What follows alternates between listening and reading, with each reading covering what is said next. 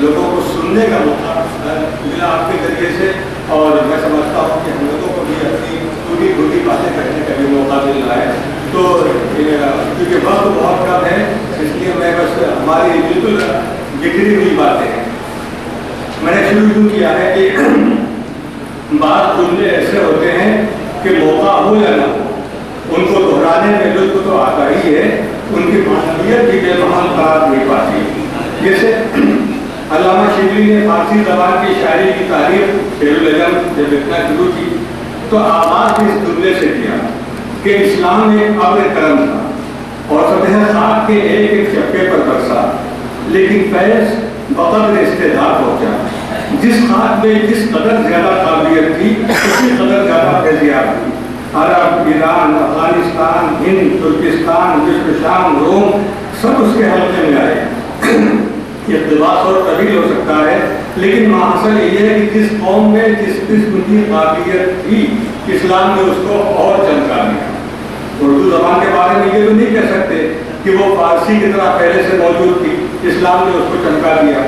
لیکن اس تاریخی حقیقت سے انکار بھی نہیں کرنا چاہیے کہ ہندوستان میں اور اس ہندوستان میں جو کسی زمانے میں بھی ایک نہیں تھا اور مستقل ملک نظر کبھی نہیں آتا تھا، جہاں کا ہر صوبہ الگ، اس کی زبان الگ، تمدن الگ، لیکن اس تنوع اور اختلاف کے باوجود اس ملک میں کوئی ذہنی لہر بہرحال موجود تھی جو کثرت میں وحدت کی تلاش میں موجود اور برقرار تھی. اور اس کے لیے ضرورت تھی کہ کوئی ذریعہ ایسا ہو جو بنیادی ہو اور مستقل بھی ہو. یہ ذریعہ ایسا رشتہ ہو جس سے تنوع کے منتشر شرائط کو اکٹھا اور ایک کیا جا سکے. یہ ہندوستان کی پیاس تھی. اس پیاس کو بجھانے کے لیے اسی اپنے کرم کی ضرورت تھی جو مختلف علاقوں کی ضروریات کے لحاظ سے برس رہا تھا اور چپا چپا بقدر استعداد فیض پہنچا رہا تھا. ہوا بھی یہی. اسی ہندوستان کے ساتھ سے پہلی بار اس ملک کی وحدت کو عملی شکل دینے کے لیے ایک نئی زبان کا کہ حیولہ تیار ہونے کا سامان فراہم ہوا. ایسی زبان جو صرف مقدس مذہبی زبان بن کر ایک خاص طبقے کی حاکمیت کی شناخت نہ ہو. سمجھ کے ہم کیا کس کی طرف اشارہ ہے، بلکہ پورے ملک کے عوام کی گفتگو کی مشترک زبان ہو. ہندوستان کی تاریخ میں پہلی بار ایسی زبان کی تخمریزی اور پھر آبیاری کے لیے اسی ابر کرم کی ضرورت تھی جو ساری انسانیت کے لیے پہل رسا تھا. یہاں ایک اور بات دہرانے کے لائق ہے کہ اب ابر کرم کے ٹکڑے میں جو حصہ سب سے طالب تھا وہ عربی پہچان لیے ہوئے تھا. اور کہنے والے کہتے ہیں کہ عرب جس ملک میں گئے یا تو وہاں کی زبان بدل گئی اور اگر بدلی نہیں تو ان کی زبان کے الفاظ نے اس حد تک دیسی الفاظ سے بڑی حد تک دیسی الفاظ سے مل جل کر ایک نئی زبان کا حیولہ تیار کر دیا. ثبوت کے طور پر نئی فارسی، نئی ترکی، نئی ملائی، نئی بربری کی مثالیں ہیں. اس میں نئی ہندوستانی زبان کی شمولیت کی تاریخی حقیقت کو کیسے جھٹلایا جا سکتا ہے. یہاں اردو زبان کی ابتدا کی تاریخ کو دہرانا مقصود نہیں. ابتدا تو اس کی باہمی میل جول سے ہوئی، یعنی اردو کے خمیر میں میل ملاپ، ملنساری، محبت اور مربت کے اجزاء دکھاوے کے نہیں بلکہ یہ اس کے اجزاء اصلی ہیں. ہندوستان کی آزادی سے پہلے جب یہ سچائیاں بیان کی جاتی تو مخالفت کیا ناک بھوں کی کہانی کی بات نہ ہوتی اور اس قسم کے سوال تو شاید ذہن کے کسی گوشے میں نہ آتے کہ اردو زبان و ادب کے ارتقاء میں مدارس اسلامیہ کی تعلیموں اور خدمات کا کتنا حصہ ہے. آزادی سے پہلے بھی مدارس اسلامیہ تھے، بالکل اسی طرح جیسے اسلامیہ کی شناخت کے بغیر مکاتب و مدارس تھے.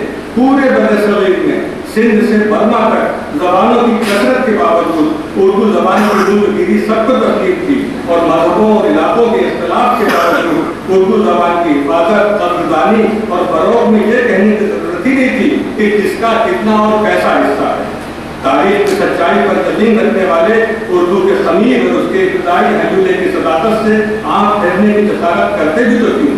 ترک اور ایرانی فتوحات کا سیلاب اگر ہمالیہ کے 5 دریاؤں میں آ کر مل گیا تو یہ ایک تاریخی سچائی تھی اور اس سچائی کی ایک شکل اردو زبان تھی. اردو کی ترقی اور ارتقاء میں شاید مانوس اور معروف مدرسے یا مدارس کے نام نہ ملے، لیکن امیر خسرو ہوں یا بری ترکیری، سراج اورنگابادی ہوں یا خواجہ کے، یہ سارے ابتدا سے ارتقاء کے 5 دریاؤں میں آ کر مل گئے. اور اس سچائی کی ایک شکل اردو زبان تھی. اردو کی ترقی اور ارتقاء میں شاید مانوس اور معروف مدرسے یا مدارس کے نام نہ ملے، لیکن امیر خسرو ہوں یا بری ترکیری، سراج اورنگابادی ہوں یا خواجہ کے وہ تنقید ہیں جنہوں نے بعد میں مدارس کی راہیں ہموار کی. بہت زیادہ اچھے جانے کی ضرورت نہیں. اردو کو سادہ اور عام فہم بنانے اور تکلفات اور تصنعات سے بری کر کے علمی اور تحریری زبان بنانے میں اگر اردو کے ارتقاء کی سفر کی سب سے اہم منزل ہے تو اس منزل پر کون دکھائی دیتا ہے؟ کچھ لوگوں نے سمجھانے کی کوشش کی کہ یہ کام انگریزوں کا تھا اور ان کی رہنمائی میں آگے بڑھا، مگر حقیقت ہمارے حق پسند محدثین کی نگاہ میں یہ ہے کہ سادہ و بے تکلف بنانے کا فخر شاہ ولی اللہ دہلوی کے خاندان دہلوی کی قسمت میں تھا. مولانا اسماعیل شہید کی زبان 18ویں صدی کے اواخر کی زبان ہے اور یہ تقویت الایمان میں جس حد سے نظر آئی اس کو آج بھی فصاحت اور زبان کی سادگی کا بہترین نمونہ کہنے میں کسی کو تعامل نہیں. شاہ عبد القادر کا ترجمہ قرآن بیان کی صفائی میں آج کے ترجمے میں کس سے کم ہے. ارتقاء کے مدارج میں کہنا چاہیے کہ عروج دلی اور لکھنؤ کے شاعروں کا مسلم ہے. غالب اور پھر سر سید، شبلی، حالی، آزاد، اردو کے اساتین خمسہ میں سب کے نشو و نما میں اسی فضا کا دخل ہے جس کو بعد میں مدارس میں دیکھا گیا.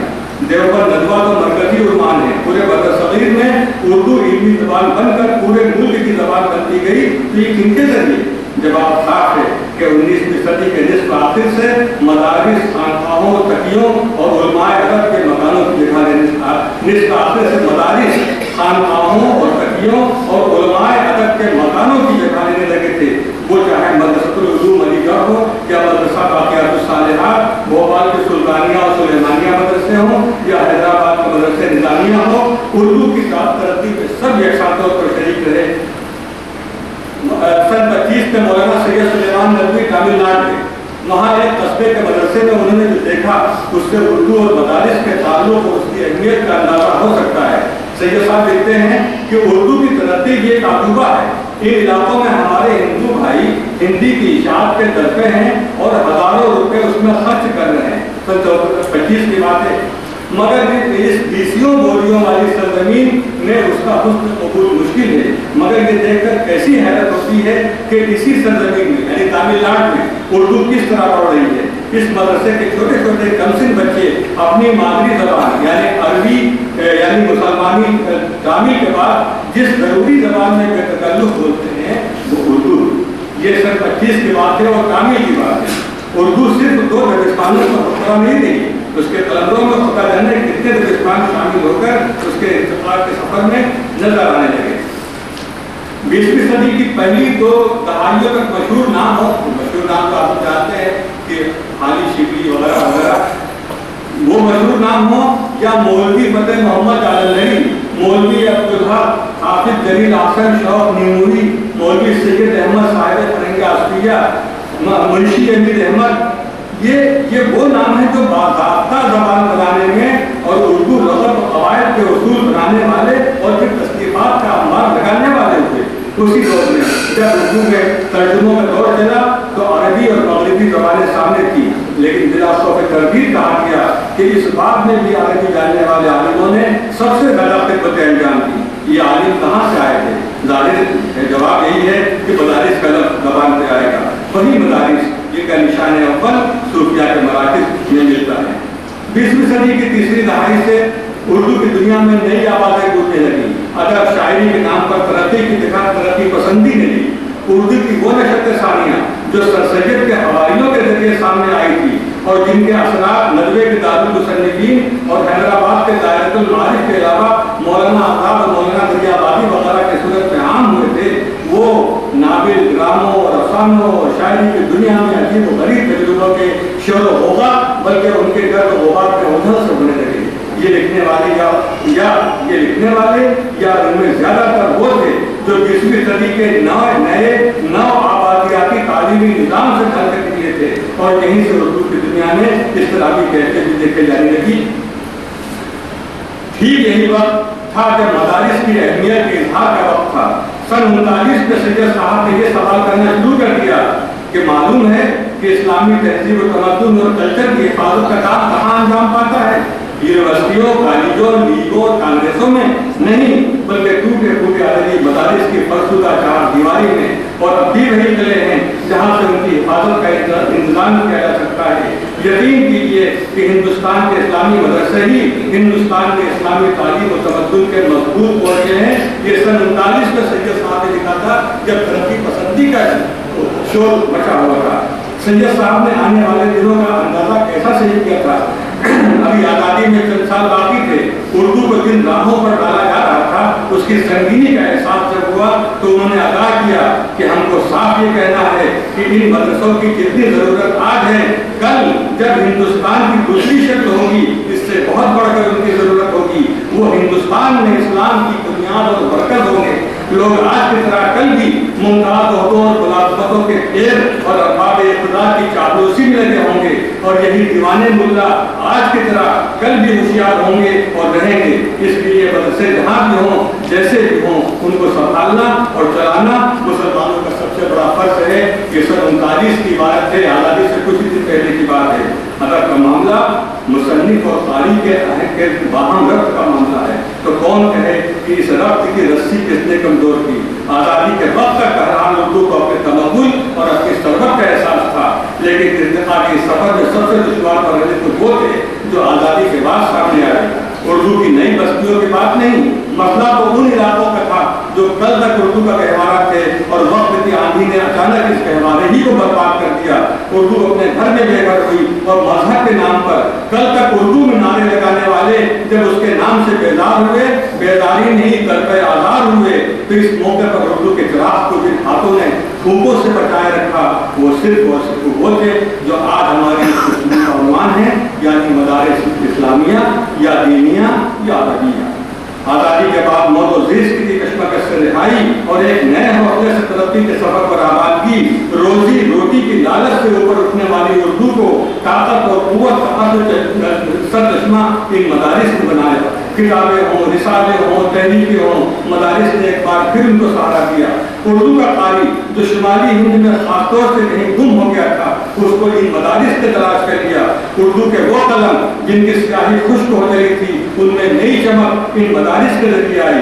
यूनिवर्सिटियों के उर्दू शोबे भी जिंदा आबाद हुए तो इसी सिलसिले से। इस नए इनकलाब की कुछ झलकियाँ तो इसी नशिस्त में देखने में आ जाएंगी और वो जो मुस्तक़बिल से मायूस नहीं, शायद उनकी निगाहें उस उफ़ुक़ पर मरकूज हैं जहाँ उर्दू इन उर्दू वालों के साथ जलवागर होगी जो उर्दू के हकीकी चाहने वाले खिदमतगुज़ार हैं। अल्हम्दुलिल्लाह रब्बिल आलमीन। और अब इसके बाद अभी टाइम है, मैं जनाब डॉक्टर ताबिश मेहदी से बड़े अदब से दरख्वास्त करता हूँ। इज़्ज़ो शान वतन मरकज़ इल्म व फन मदरसा दीनिया दीन का है चमन।